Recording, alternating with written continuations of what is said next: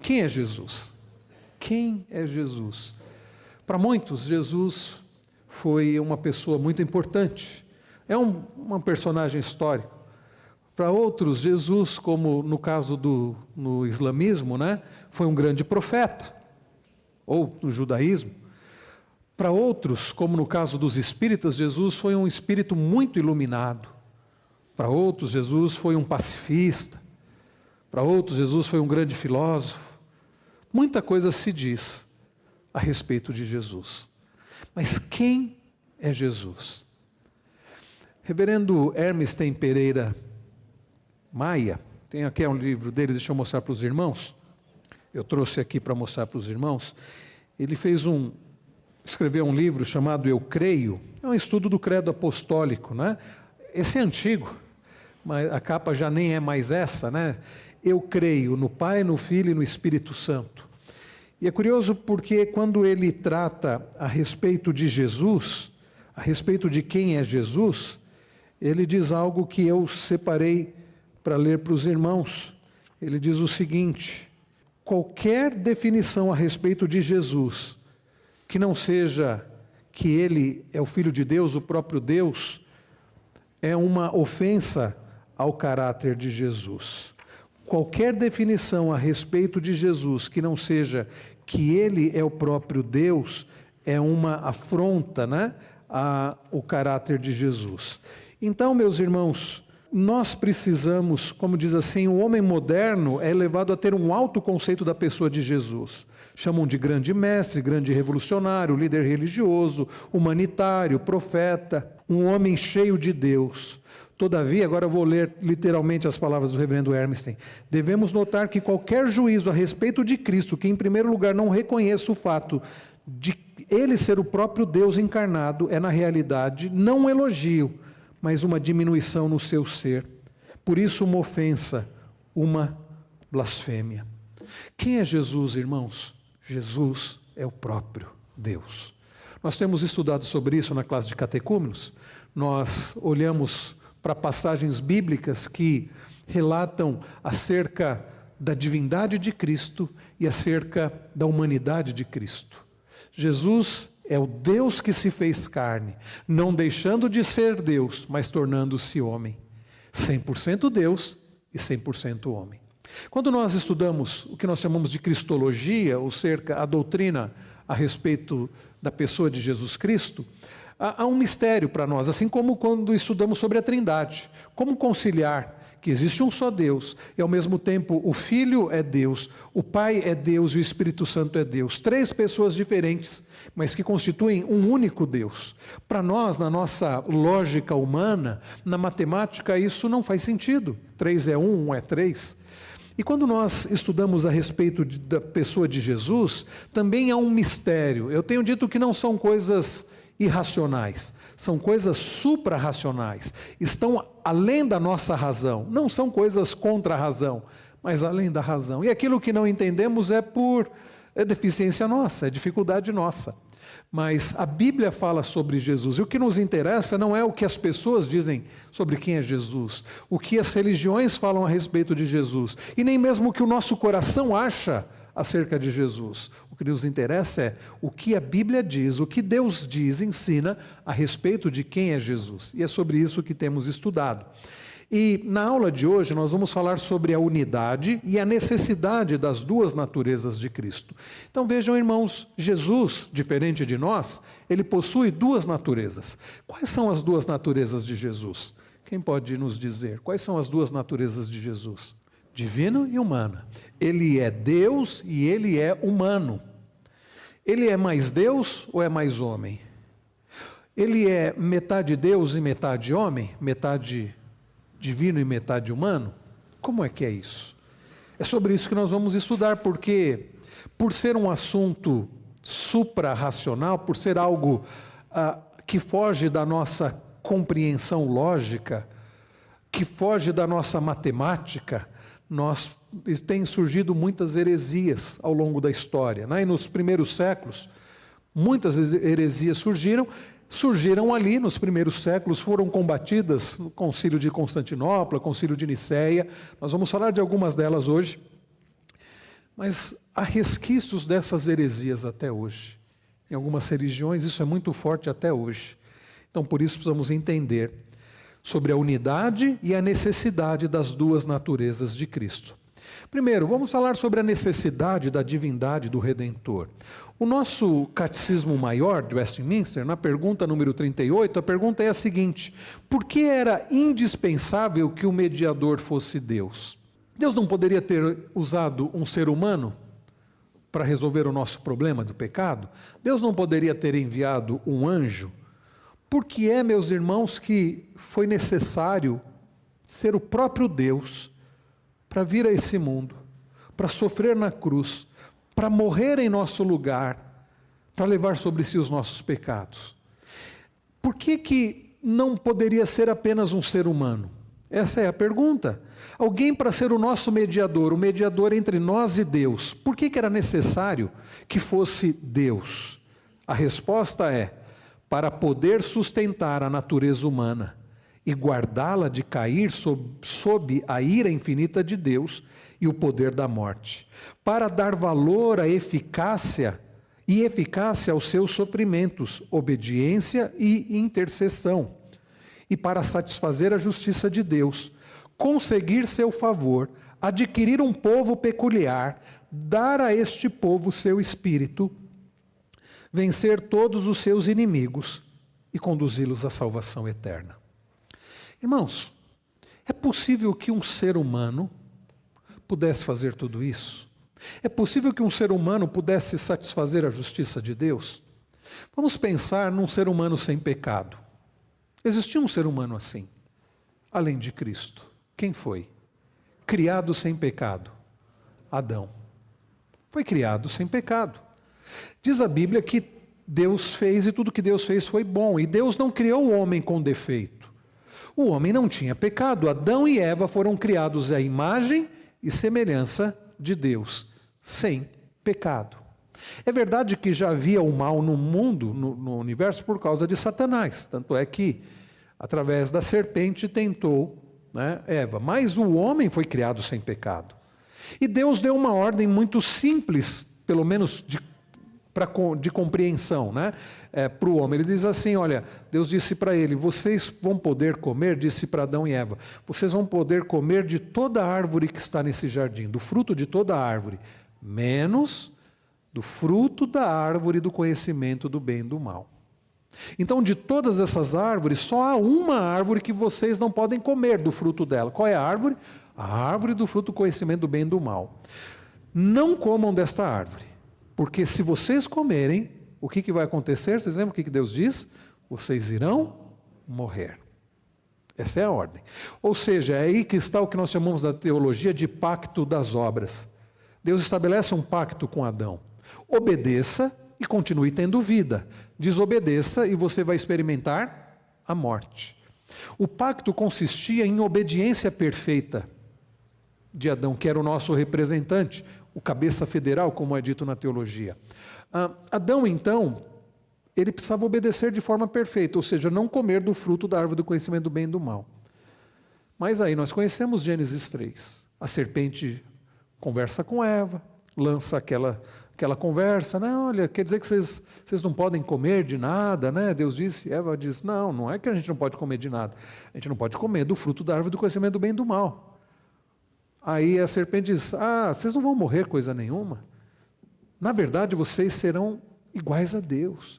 Eva ouve toda aquela conversa da serpente, dá ouvidos à serpente. Adão já, ao invés de estar ali, zelando pela sua esposa, a quem acredite que Adão estava ao lado dela, alguns indícios que mostram que muito provavelmente Adão estivesse ao lado dela. Há um livro do Larry Crabb que diz assim, O Silêncio de Adão, e que ele tenha sido ficado em silêncio em todo o tempo. Mas o fato é que a mulher come do fruto, ela vê aquele fruto, ela é seduzida e ela come do fruto, e ela entrega ao marido que também come do fruto. Um homem sem pecado desobedeceu a Deus, não foi capaz de cumprir o mandamento de não comer do fruto da árvore do conhecimento do bem e do mal. Se um homem sem pecado não foi capaz de cumprir um mandamento, Que homem que já nasce em pecado vai conseguir satisfazer a justiça de Deus, meus irmãos? Ou seja, Adão, quando ele peca, ele condena toda a raça humana. E nós já nascemos, então nós temos dois problemas, porque nós já temos um problema que nós já nascemos carregando o pecado original. Já nascemos em pecado, já nascemos separados de Deus. E temos um outro problema, que continuamos pecando. Entendem? Então, quem é que pode satisfazer a justiça de Deus? Nenhum ser humano conseguiria. Nós lemos a respeito de pessoas que foram grandemente usadas por Deus na Bíblia, mas nenhuma delas foi perfeita. Todas elas pecaram. Então, irmãos, não fosse o fato do próprio Deus se fazer carne, nós estaríamos perdidos, porque nenhum ser humano conseguiria satisfazer a justiça de Deus, conseguir o favor de Deus, adquirir um povo para Ele, dar a este povo o seu Espírito, vencer todos os seus inimigos e conduzi-lo à salvação eterna. Somente aquele que na cruz disse: Deus meu, por que me desamparaste? É que podia satisfazer a lei de Deus. Tanto é que Jesus veio a esse mundo e Ele obedeceu toda a lei de Deus. Ele não pecou. O autor aos Hebreus diz que nós não temos sumo sacerdote que não possa se compadecer de nós. Mas Jesus foi tentado em todas as coisas e não pecou. Jesus, ele veio a este mundo e ele obedeceu toda a lei de Deus. Aquilo que Adão não pôde fazer, aquilo que nenhum ser humano poderia fazer, Jesus fez. Ele obedeceu a lei de Deus de forma perfeita durante toda a sua vida.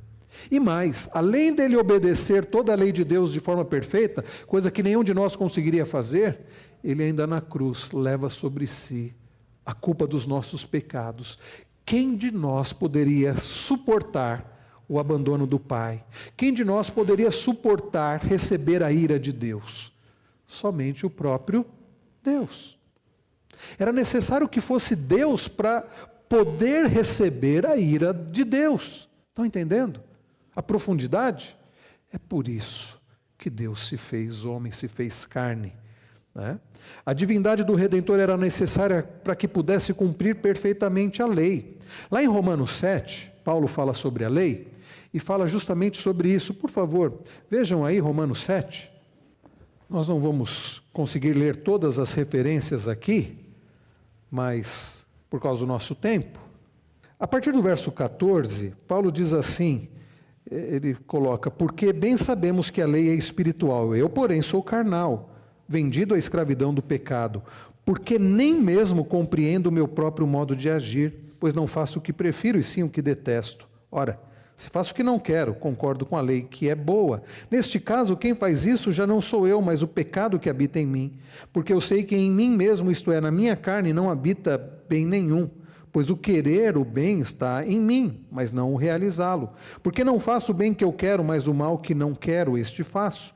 Mas se eu faço o que não quero, já não sou eu quem o faz, e sim o pecado que habita em mim. Assim, encontro esta lei: quando quero fazer o bem, o mal reside em mim. Porque segundo o homem interior, tenho prazer na lei de Deus. Mas vejo nos meus membros outra lei, que guerreando contra a lei da minha mente, me faz prisioneiro da lei do pecado que está nos meus membros. Miserável homem que sou, quem me livrará do corpo desta morte?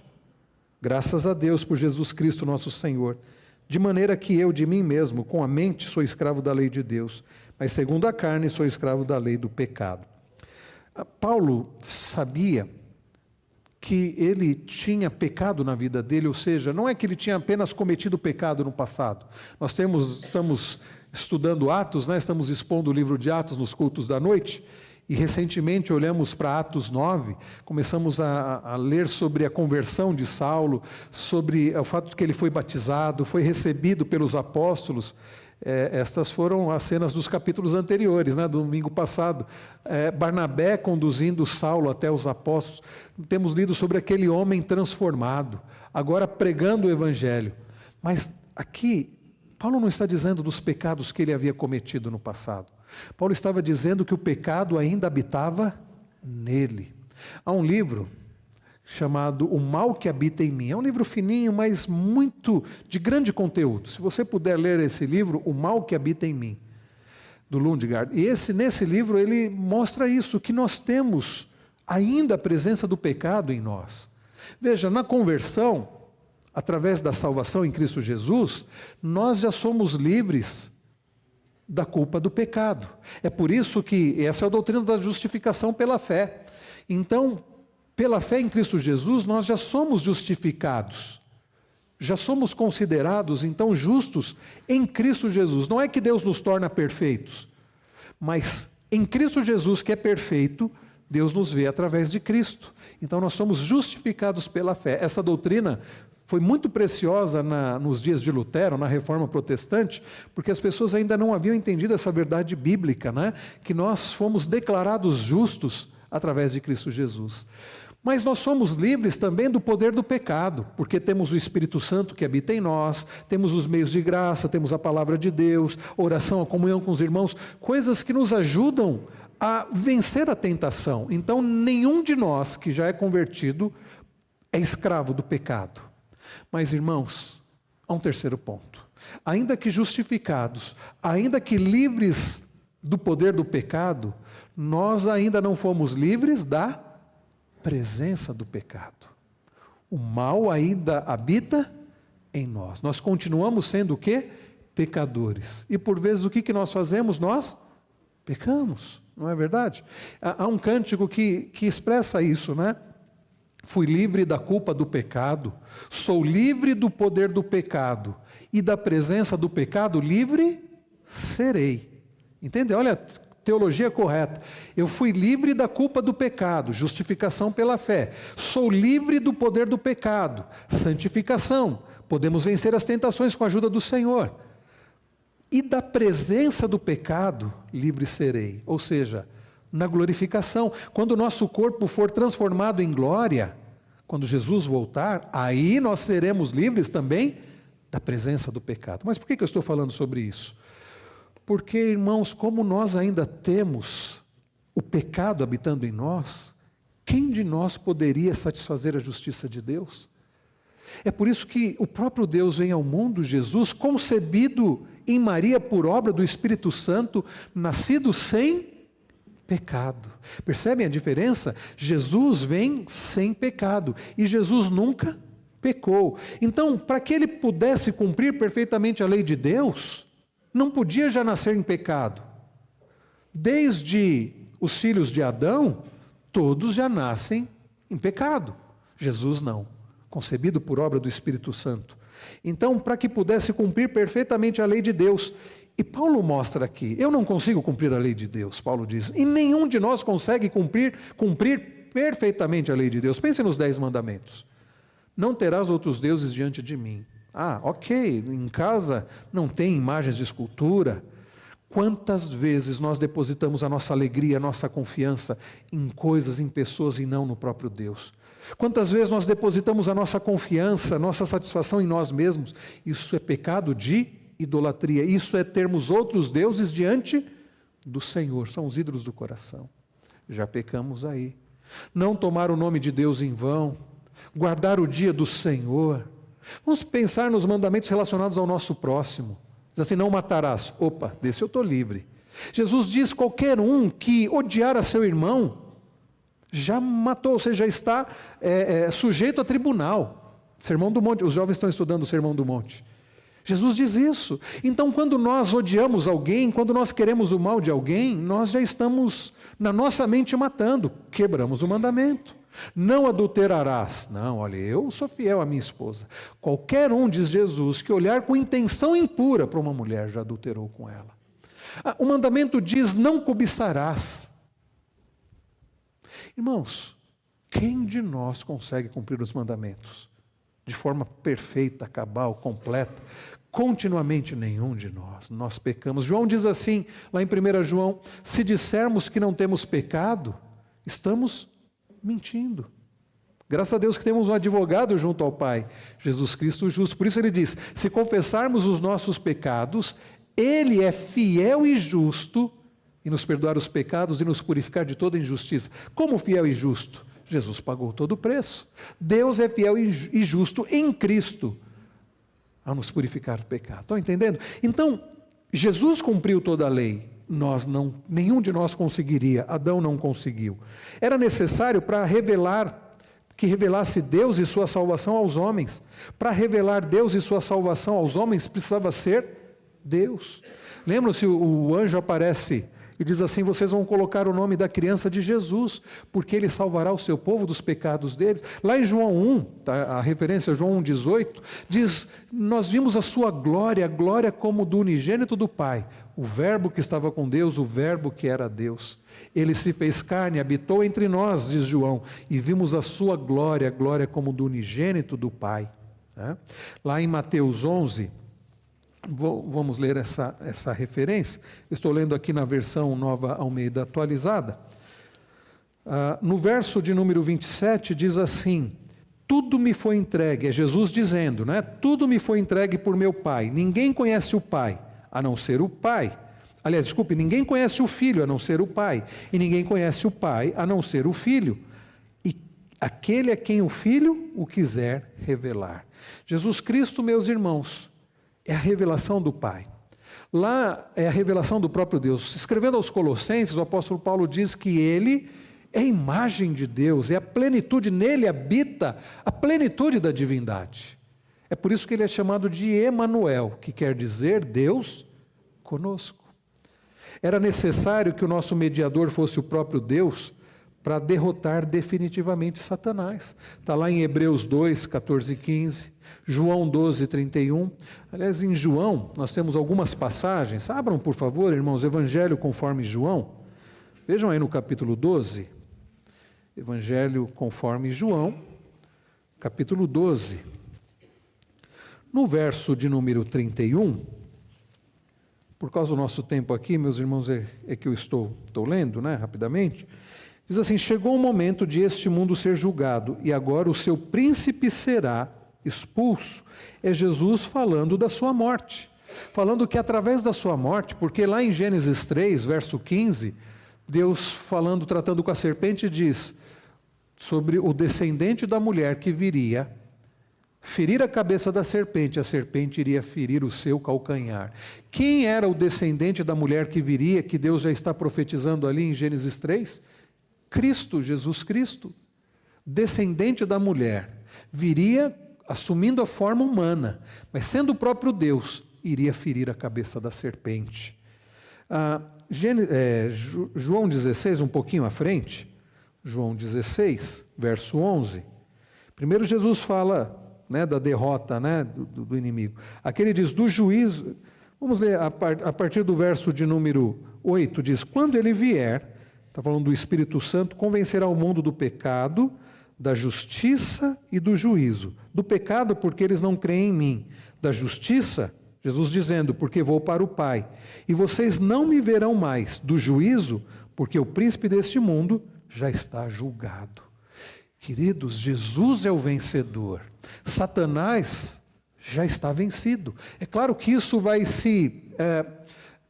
a plenitude disso vai ser na volta de Cristo, mas o reino de Deus já foi inaugurado, Jesus Cristo já reina. Satanás é alguém que age debaixo da permissão do Senhor, e um dia, de forma cabal, ele será derrotado e lançado no inferno, mas ele já está derrotado porque Cristo já feriu a cabeça da serpente. Voltando um pouco, vejam o capítulo 14, o versículo de número 30, Jesus diz assim, já não falarei muito com vocês, porque aí vem o príncipe do mundo, e ele não tem poder sobre mim. Então Jesus, meus irmãos, somente Jesus poderia vencer, derrotar definitivamente Satanás. Era necessário que o nosso mediador fosse divino, né, o nosso Redentor, para suportar o peso da culpa do pecado do seu povo.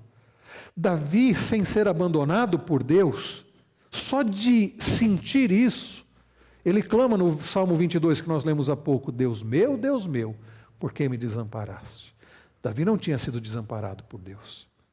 Jesus Cristo na cruz experimenta o afastamento do Pai, da comunhão do Pai, por estar levando sobre si a culpa dos nossos pecados. E ele consegue suportar aquilo, porque ele era o próprio Deus. Davi não iria conseguir. Por menos do que isso, Davi clama ao Senhor e ele diz: salva-me, eu não estou aguentando. Davi e nenhum outro homem conseguiria, a não ser o próprio Deus, suportar a culpa do pecado de todos nós. E Jesus suportou. Isaías escreveu sobre isso no capítulo 53. E que precioso, pastor Silas, da tradução, né, deste texto, né, para os indígenas. Que precioso da tradução do Evangelho também, né? Que diferença. Isso é muito, muito importante. Mateus 27, 46. Abra a sua Bíblia e você vai se lembrar do Salmo 22, que nós lemos há pouco. Por volta de 3 horas da tarde, desde o meio-dia isso está acontecendo, né? O sofrimento ali na cruz. Jesus clamou em alta voz dizendo: Eli, Eli, lema sabachthani. Isso quer dizer: Deus meu, por que me desamparaste? Jesus está repetindo as palavras de Davi. E Jesus estava verdadeiramente experimentando, como o Hendrick se disse, né, pelo menos na sua natureza humana, a distância do Pai. Porque era necessário, porque Ele estava levando sobre si os nossos pecados. Nenhum de nós suportaria isso. Nenhum de nós suportaria o peso da ira de Deus. Nem por causa dos nossos próprios pecados. O que dirá de todos os eleitos, de todo o povo de Deus, né? Era necessária a divindade do Redentor para que pudesse constituir-se num caminho perfeito e imaculado, conduzindo a Deus, né? Lá em João 14, 6, vou ler essa referência para os irmãos. João 14, versículo de número 6. Ele diz assim: eu sou o caminho, a verdade e a vida, ninguém vem ao Pai senão por mim. Era necessário ser o próprio Deus, para ser caminho para o próprio Deus. Um homem simplesmente humano não poderia conduzir a Deus. Era necessário que fosse o próprio Deus. Era necessário, meus irmãos, para que pudesse apresentar-se como sacrifício perfeito e aplicasse seus méritos ao seu povo. Nós não vamos ler aqui esses textos de Hebreus, mas talvez os irmãos que acompanharam a série de Hebreus há algum tempo, nós vimos que o autor aos Hebreus, não sabemos quem escreveu esta carta, mas ele faz uma comparação mostrando a superioridade de Cristo sobre os sacerdotes humanos. Os sacerdotes humanos, vamos pensar no sumo sacerdote do Antigo Testamento. Eles precisavam anualmente oferecer sacrifício em favor da expiação do pecado do povo.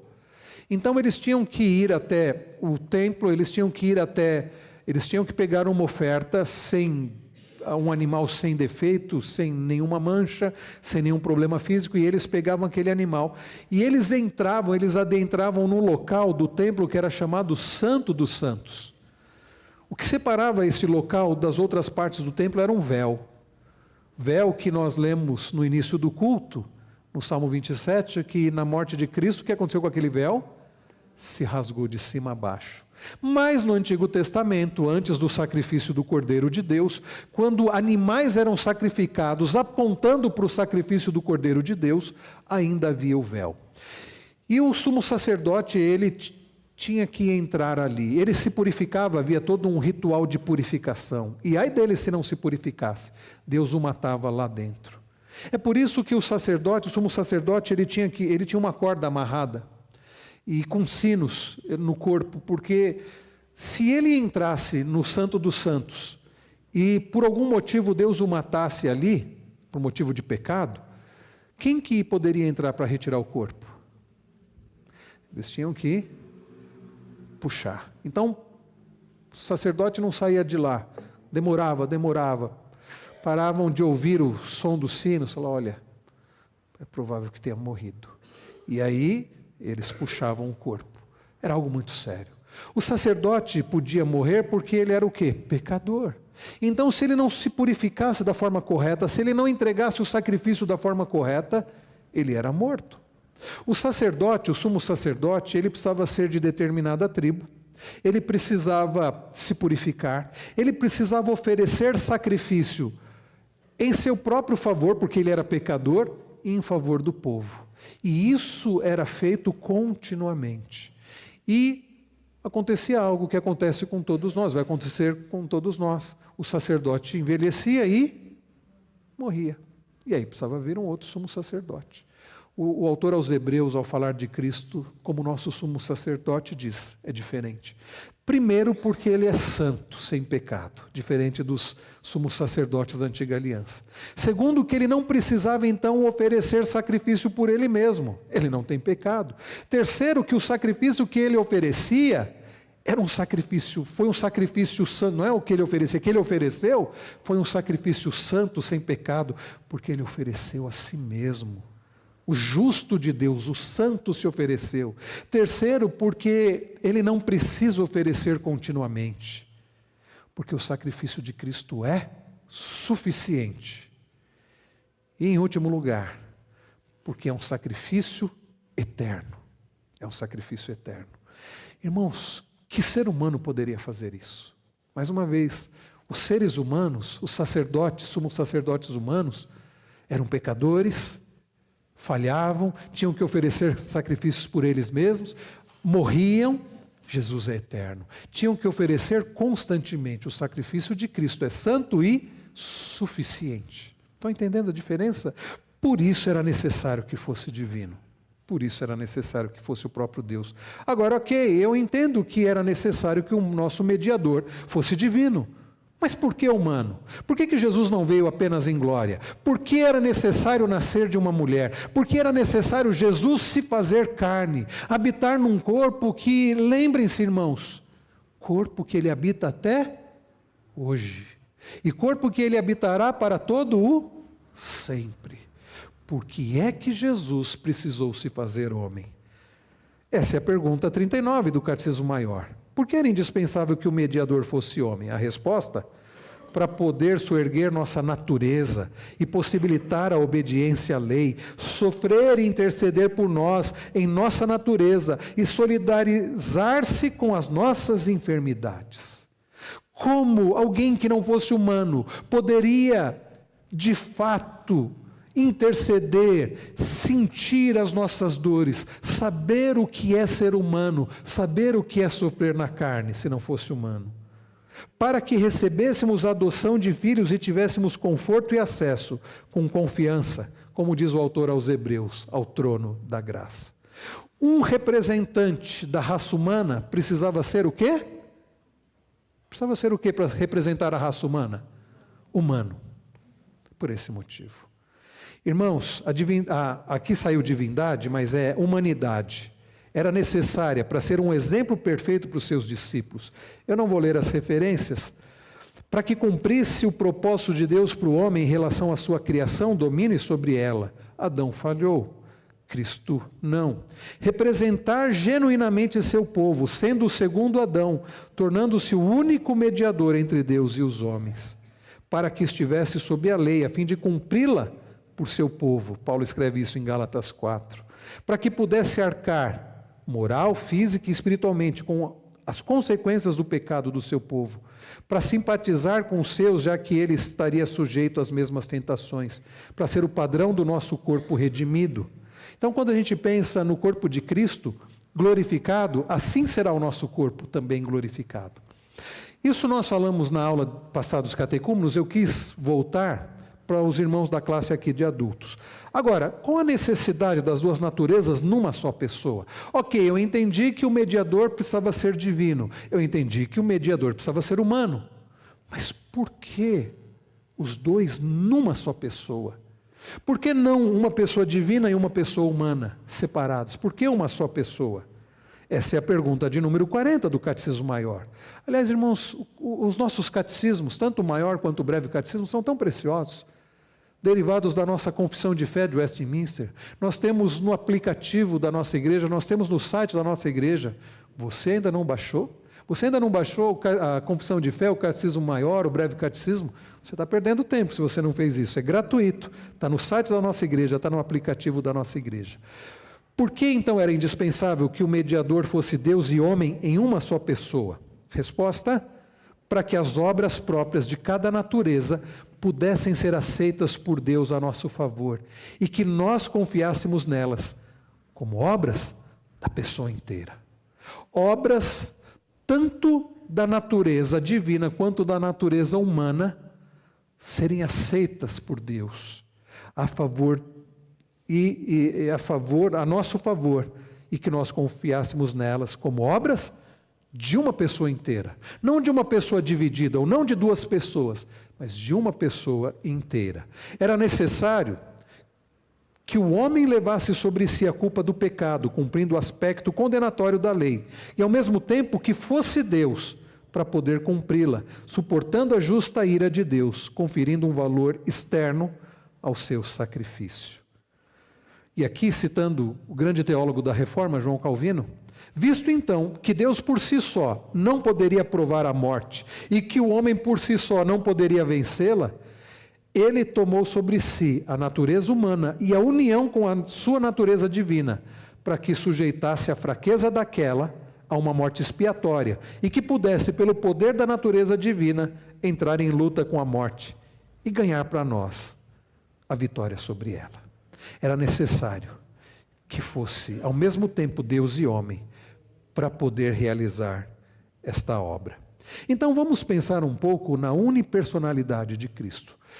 Esse autor aqui, Dr. Ermstein, quando ele dava aula para nós no seminário, lá no início dos anos 2000, eu me lembro numa aula dele, ele fazer a seguinte pergunta: falem para nós alguns textos, falem para nós não, contem para mim, ele dizia, algumas passagens da Bíblia que mostram Jesus agindo como Deus.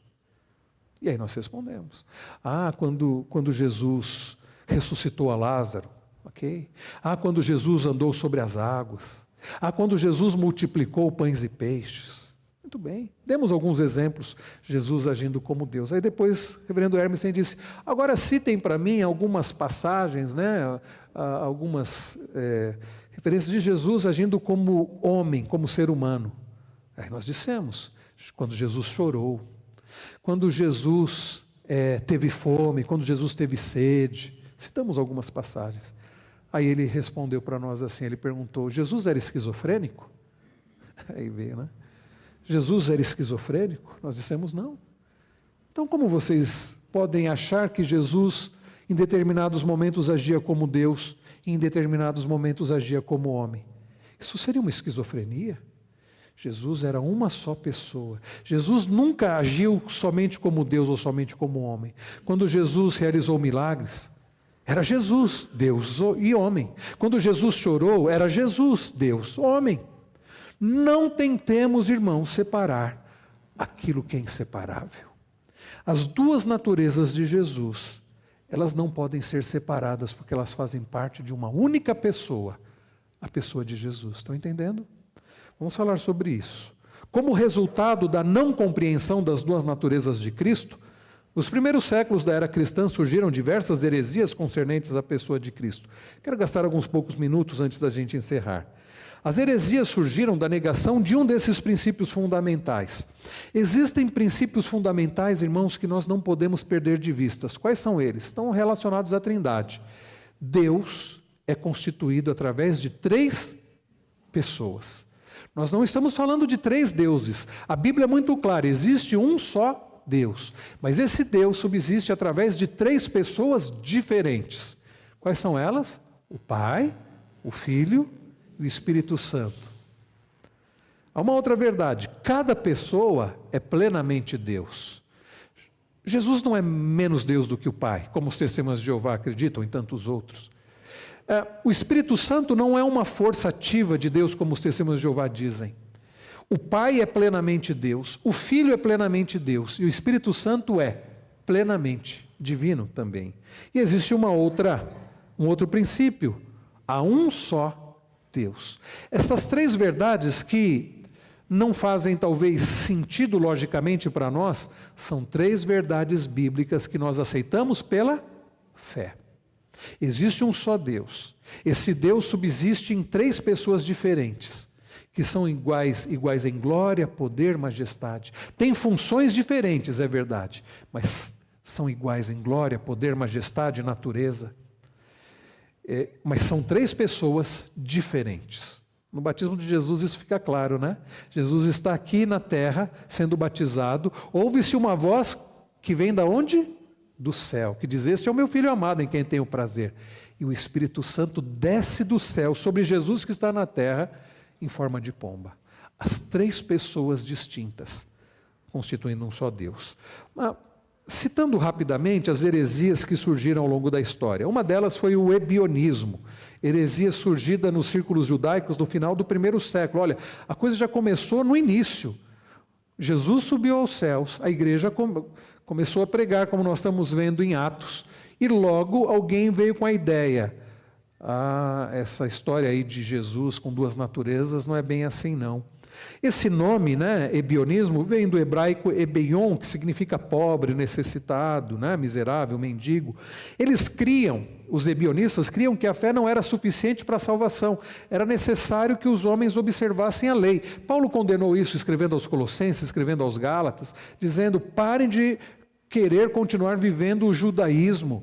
Nós somos salvos pela graça, mediante a fé. Nós não temos que tentar cumprir a lei para a salvação. Devemos buscar cumprir a lei porque somos salvos, mas não para sermos salvos. Então um determinado grupo cria que Jesus era um mero homem, porém um sincero observador da lei. Ou seja, Jesus era humano, mas não era divino. O ebionismo foi condenado, né? Foi considerado como heresia já nos primeiros séculos. Houve uma outra heresia chamada gnosticismo, vem de gnosis, né? Conhecimento, um grupo que buscava um conhecimento, um conhecimento esotérico. Surgiu provavelmente no 1º século. Eu tenho lido alguns estudos que apontam para a possibilidade de que o gnosticismo já existia antes até de Jesus. É possível. Eles pretendiam ter um conhecimento, então, secreto, esotérico, especulativo de Deus. No gnosticismo havia uma influência muito grande do dualismo grego. Sabe aquela história de que matéria má, espírito bom? Isso veio do dualismo grego, veio dos sofistas, né, da Grécia, que entendiam que toda matéria é má, mas o espírito é bom. E aí eles chegavam à conclusão: bom, se toda matéria é má, como que Deus criou o mundo? Não foi Deus que criou o mundo. Se toda matéria é má, como dizer que Jesus Cristo, que tem um corpo humano, pode ser Deus? Não faz sentido. Então, os gnósticos, né, eles tinham uma das preocupações desse sistema gnóstico, era a questão da dualidade, caracterizada pela miséria e futilidade da vida humana neste mundo, vida aprisionada pelo corpo material, e o contraste com a ordem superior, espiritual. Corpo é matéria, então é algo mal, espírito é bom. Como Jesus Cristo é Deus, se ele tem um corpo?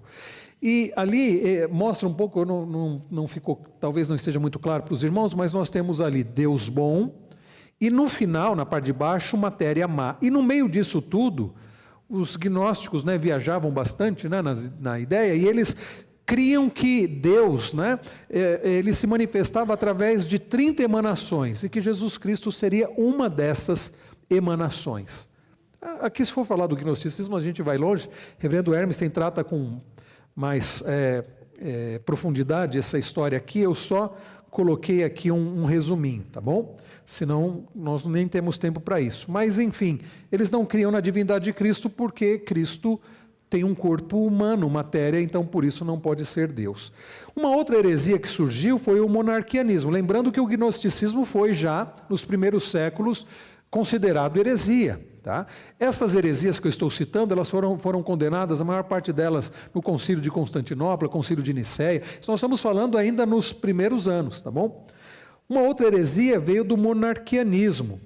E existem 2 tipos de monarquianismo, o dinâmico e o modalista. O primeiro deles, que é o dinâmico, diz que Jesus originalmente era um mero homem, sendo elevado a uma posição superior no batismo. Então Jesus era um homem comum, no batismo deu um upgrade ali, né? Já foi elevado a uma posição superior. Foi elevado a uma posição intermediária, mas ainda não se tornou Deus, ficou entre Deus e os homens. Não era um homem comum, mas não era Deus, estava ali entre os dois, né? Era um filho adotivo. Um outro tipo de monarquianismo é o modalista. Dizem assim: não há trindade, As três formas de revelação não são coeternas, ou seja, o Pai, o Filho e o Espírito Santo não são coeternos, e há apenas três modos da mesma pessoa, e não três pessoas. Olha só como eles tentam resolver o problema da lógica. Eles dizem assim, olha, na verdade não é que são três pessoas, é uma pessoa só. Né? No Antigo Testamento, esse Deus se manifestou de que forma? Como o Pai. O Criador, o Pai. Aí vem o Novo Testamento, o Pai se retira e vem quem?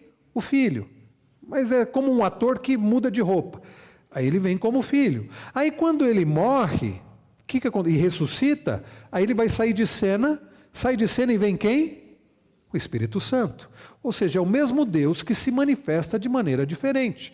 No Antigo Testamento como sendo o Pai, no Novo Testamento como sendo Jesus, e quando Jesus ressuscita e sobe aos céus, vem o Espírito Santo. Resolvido o problema da lógica, não é verdade?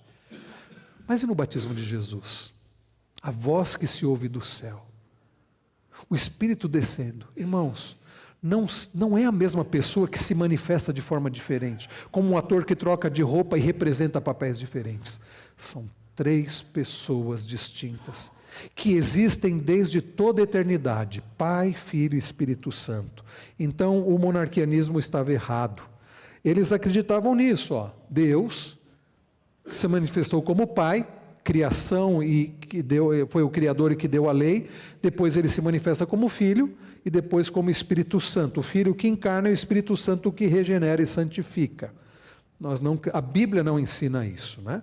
O arianismo, o Pai criou o Filho, primeiro através do Filho que criou o Espírito Santo. Ário, né, foi alguém que, se não me engano, nasceu na Líbia e criou essa heresia, que tem implicações até hoje. O arianismo pode ainda ser visto em algumas seitas, como os Testemunhas de Jeová.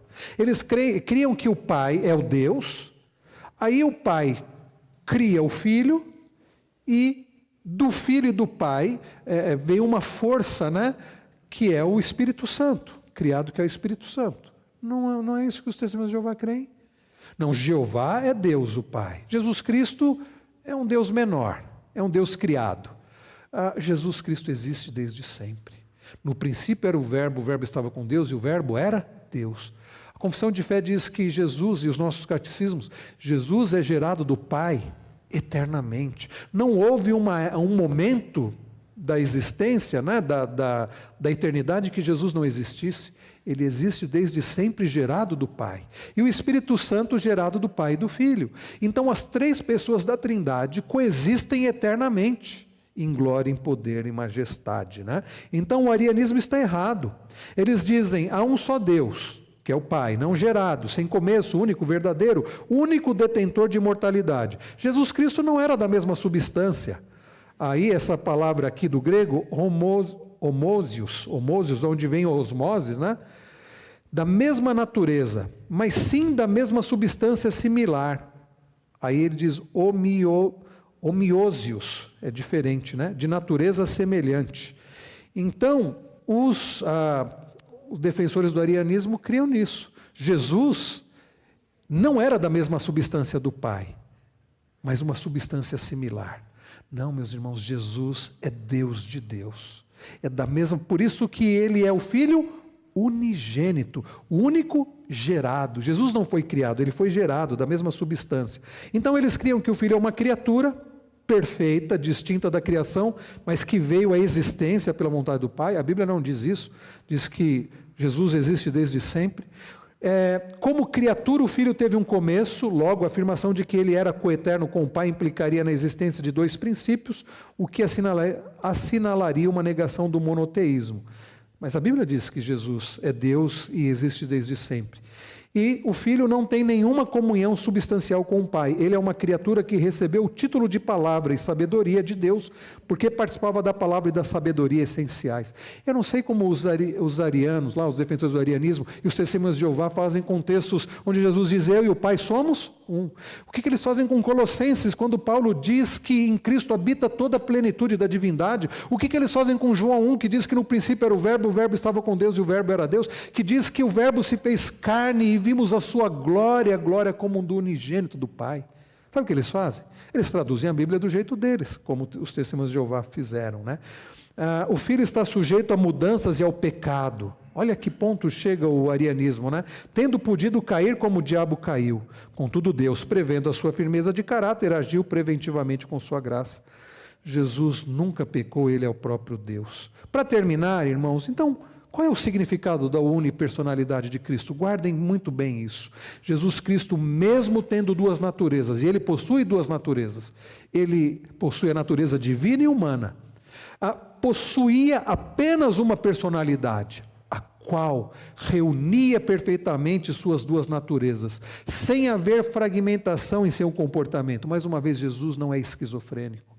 Ele apenas é uma pessoa só, com duas naturezas. É verdade, isso foge à compreensão lógica humana, mas é o que a Bíblia ensina. Jesus Cristo sempre agiu como Deus homem. Não caiam nesse erro. Aqui Jesus agiu como homem, aqui Jesus agiu como Deus. É uma pessoa só, sempre agiu como Deus homem. Existem algumas evidências, né? Jesus Cristo fala de si mesmo como uma única pessoa. Ele diz eu, tu. Ele usa os pronomes pessoais atribuídos a ele são sempre referentes a uma pessoa.